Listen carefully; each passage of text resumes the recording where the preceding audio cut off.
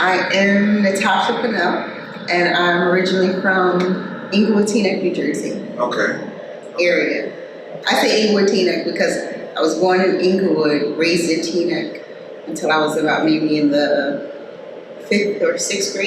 I would describe my childhood, my early childhood, as like a fairy tale childhood. And I say fairy tale because I grew up in a Cape Cod home with both my parents, my mom and my dad, and my brother, my older brother. And we had, I had my own room, my brother had his own room. We had a live-in nanny who had her own room as well. And my parents, of course, had their own bedroom. So we had a 4 bedroom, 4 to 5 bedroom, because we had a den and we made it out later on, and like years later, we made it out to be a bedroom. So I would say I had a pretty decent childhood. The highlight of my childhood was definitely being with my family, my mom and my dad and my brother, going on family trips, whether it be to the Hudson or the beach. Well, we didn't go to the beach that much, but the Hudson kind of had like a beachy area at one point, and we stayed at the Hudson. We also stayed visiting family out of town. Always had cookouts at our house, family get-togethers, and the whole family. I mean, people from out of town, as far as Virginia, would come to our cookouts on the weekend and things like that. So that was pretty much the highlight of my childhood. Just being with family, playing with my brother, going bike riding, going swimming at the local pools and things like that. I would say the lowest point would definitely be the loss of my brother. I lost my brother at the age of 13 through gun violence, and I'm a strong advocate today for gun violence and things like that, gun reform, and all of that sort of things. And also, if I can name another, I would say at one point in my childhood, before my brother was killed, when I was 13, my brother was only 16, I would say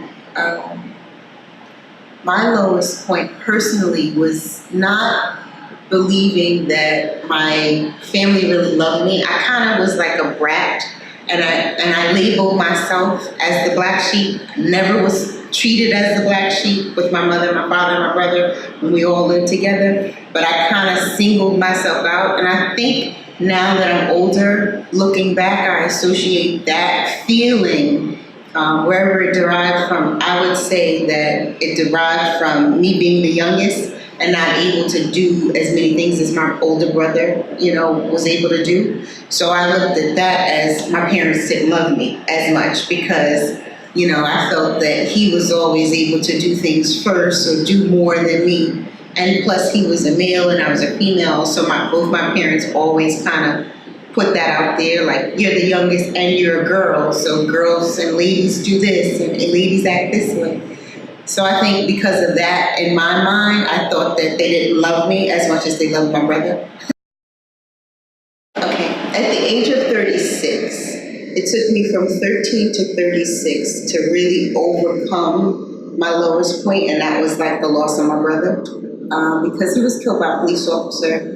He was shot in the back, so it was very violent and it was abrupt the way he was killed, and the way, 1 minute we were laughing and talking and joking with one another and watching television. Matter of fact, we saw a movie, I think it was like Cyborg or something at the time. I'm telling my age, but it was back in the early 90s, and the next day he was gone. I never saw him again. So it took me a long time to get over that feeling of loss, the feeling of confusion, the why it happened, the feeling of not blaming myself, the feeling of hating other races because of what happened, hating myself because of what happened. And then at 36, some years ago, I just decided that I no longer wanted to live my life like that. So I kind of just woke up one morning and I had that feeling and that urge to just change my life, change my attitude, my thought process. And that's what I did. So every day is like a new day for me. Every day is a step forward. And I'm thankful to God, and I'm thankful for my friends and my family that love me and that support me. And I look at the brighter things in life. Sun shines every day on the soil, so I look at that. It may sound, and the air we breathe. I don't take anything for granted anymore. And it took me a while to get to that point. Is your family supportive of your current career? Yes, they are actually. I have a TV talk show going on 2 years this June. I started off as a web podcast in 2016, and then I grew my show in 2017, and now I'm on Verizon Fios. So they're definitely supportive. They've always been really supportive. Very harsh on me because I'm the first generation out of over 50, 60 cousins on my mom's side, my immediate family on my mom's side, where I'm the first to go to college, pretty much. So I don't feel now, I felt back then that there was a lot of pressure applied on me because of the fact that I was the first person in my family to go to college and to graduate. So where do I see myself in 5 years? Bigger than Oprah. No, it's not. That's a big dream. No, 5 years, to be honest, I would love to be on a major network. Have my talk show on a major network.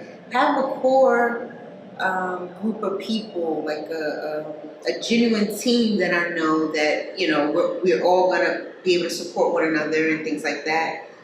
So I see myself working with some great people. I work with great people now. I'm blessed to do that now. So I just feel like if I continue the momentum that I'm on that I'm in now, that within the next 5 years, I would be where I want to be, which is like major network and traveling across the world, giving back to my community and